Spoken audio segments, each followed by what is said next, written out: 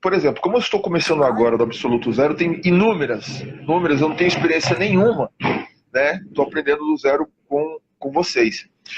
Eu observei alguns editais, o que acontece. Eu tenho algumas dúvidas concernente ao que eles pedem, se na verdade tem muita coisa ali que não dá para entender se é realmente legível o que eles pedem, né? Como que eu consigo descobrir isso de uma maneira mais precisa? Porque como eu estou começando, fica meio duvidoso, né? Eu não tenho conhecimento de leis específicas, assim como geralmente algumas pessoas já têm uma ideia, já bate o olho e já vê que não é. O que pode me ajudar, além, lógico, de estudar bastante, que eu estou começando o caminho, o que pode me ajudar a entender ou acelerar o meu processo de discernimento nesse sentido? Perfeito. Então, Wagner, olha só, quando a gente vai fazer uma leitura do edital e verificar se realmente os pontos do edital eles estão corretos ou não, tá? O primeiro passo é quando a gente separar em documentação, tá? De habilitação e a parte de proposta, tá? Então, como que você vai começar a verificar esse edital? Primeiro você vai na parte, porque a gente não pode também perder tempo, tá? E o que eu quero dizer como não perder tempo? Só uma outra dúvida. Você vai participar representando clientes ou alguma empresa sua? Clientes. Os clientes, né? Ótimo, então. Clientes. Bom, então, a primeira coisa que você vai fazer, Wagner, quando a gente pega um edital, a gente não vai perder tempo em editais que a gente não vai participar. Por quê? Porque se você for com a lupa, você encontra erro. Em todos os editais, praticamente, você acaba encontrando um erro ou outro com a lupa. Então, você não vai com a lupa antes de ter certeza se eu vou participar daquela oportunidade ou não. E como que eu sei se eu vou participar ou não daquela oportunidade? Primeiro ponto que você vai pegar no edital é o objeto. O objeto ele vai estar onde? Ele vai estar concentrado, normalmente, em um dos anexos do edital, que a gente chama de termo de referência, né? No caso do pregão, sempre vai ser termo de referência. Se você for prospectar, de repente, algum cliente de obras, aí a gente tem o projeto básico, né? Que seriam mais para licitações presenciais, mas normalmente, né? 95% das licitações, elas são eletrônicas, são por pregão eletrônico, então você vai ter o termo de referência, tá? Por que eu tô falando isso? Porque o primeiro ponto é você analisar se o cliente realmente consegue atender aquele objeto que é solicitado. Porque um ponto importante que a gente tem que trazer aqui, Wagner, é o seguinte: o cliente ele não vai entregar nem mais, nem menos do que o edital exige. Então, o edital está lá exigindo um ventilador com a potência 1.200. Eu não vou entregar uma potência de 1.600, de 1.800, de 2.000, enfim. É exatamente o que o edital pede, porque assim a gente consegue competir ali tanto em relação aos valores, mas também nem sempre um produto superior ele vai atender a necessidade do órgão. Eu gosto de usar o exemplo aqui do carro, né? Então, a gente vai participar de uma licitação para vender carro. E ele está pedindo lá o motor 1.0. Poxa, mas eu tenho aqui carro com motor 2.0, é muito mais potente, ele corre muito mais. Mas não interessa para o órgão, porque gasta mais gasolina e 1.0 ali para ele atende completamente necessidade. Então, nem sempre, né, a gente tem uma crença, às vezes, que um produto superior eu teria alguma vantagem? Não, pelo contrário. A gente vai entregar exatamente o que o órgão pediu, nem a mais, nem a menos, tá? Então, o primeiro ponto é pegar esse termo de referência e verificar se o seu cliente atende o termo de referência. Se o objeto está ok, se ele atende, ele tem aquele produto, ele atende aos prazos de entrega, ele consegue fornecer, aí a gente vai para o segundo ponto, que é a parte de documentos de habilitação, tá? Então, basicamente, Wagner, se você pegar o módulo 4 do curso, tá? Você tem lá um panorama.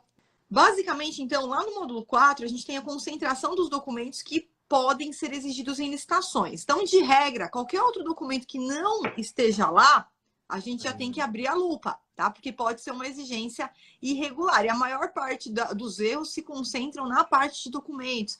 O órgão solicitar documentos que simplesmente não poderiam ser solicitados. Por exemplo, às vezes eles solicitam um certificado ISO 9000 como documento de habilitação. Não é documento de habilitação, não está no rol da Lei 8666. Então, eu sempre falo para os alunos, olha, assista as aulas pelo menos 3 vezes, cada uma das aulas. Pelo menos 3 vezes. Por quê? Porque, principalmente quem está começando do absoluto zero, como você, assistir uma vez, ela não faz você ter essa informação.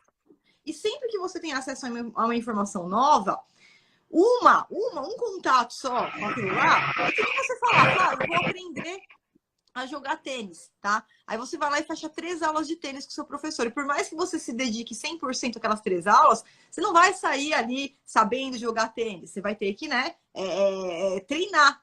Então, qual seria o treino? Assistir pelo menos 3 vezes cada aula e concentra bastante no módulo 4, que é a parte de documentos de habilitação, tá? No módulo 9 tem também um checklist ali de documentos de habilitação. E aí a gente vai para os documentos adicionais, porque você já passou pelo módulo 4, você viu que existem ali duas possibilidades, que objetos específicos, eles podem ter leis específicas que exigem outros requisitos, né? Então, vou participar de uma licitação para vigilância armada. Ah, então tem requisito, tem porte de arma, tem uma legislação que também cuida desse objeto específico. Mas é assim, Wagner, você só vai se preocupar com isso quando realmente você estiver próximo de um edital que tem uma legislação específica, e não são todos que possuem. Como que a gente sabe disso? O próprio edital vai trazer isso para você, Wagner. Então, o edital, ele traz qual é o documento, qual é a legislação e qual é o órgão que emite aquele documento, tá? E aí, a partir daí, a gente vai com a lupa verificar, porque vai estar lá, ó, a resolução do IBAMA, a resolução não sei o quê, e a gente vai verificar, né?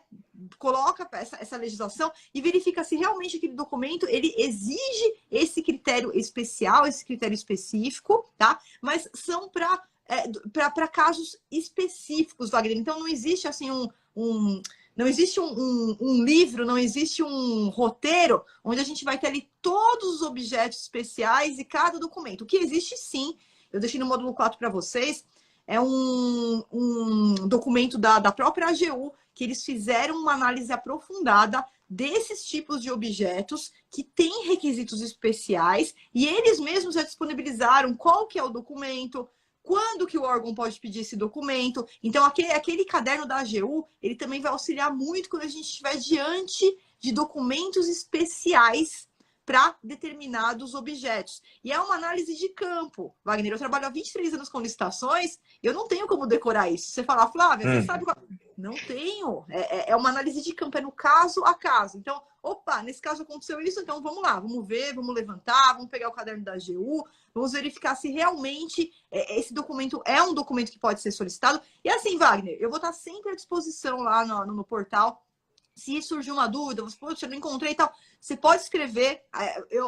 Essas pesquisas, elas são eternas. Até hoje eu faço pesquisa, eu vou pegar um edital para participar, tem um documento especial, de repente um objeto ali, de repente uma máquina ali que eu nunca participei, eu vou levantar isso daí, verificar se os documentos que o edital exige realmente eles são pertinentes, se tem uma legislação por trás. Então, qual que é o passo a passo? Primeiro é regra de bolo, é o feijão com arroz, é o módulo 4.